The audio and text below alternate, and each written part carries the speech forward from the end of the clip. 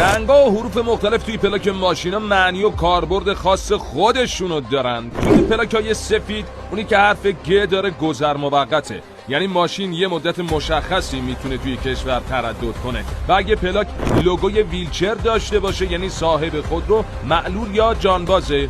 توی پلاکای سبز اونی که حرف پ داره مال نیروی انتظامیه و حرف سه نقطه برای سپاهه. توی پلاکای زرد حرف ت 2 نقطه برای تاکسیه، حرف این برای حمل و نقل عمومی مثل مینیبوس و اتوبوسه و حرف کاف هم برای ماشینالات کشاورزیه. پلاکای قرمز اگه حرف الف داشته باشن یعنی ماشین دولتی و آدمای عادی نمیتونن ازش استفاده کنن. اونی که روش نوشته تشریفات هم برای تشریفات دولتی استفاده میشه. پلاکای آبی اگه حرف اس داشته باشن یعنی ماشین برای خدمات اداری سفارتخونه ها استفاده میشه.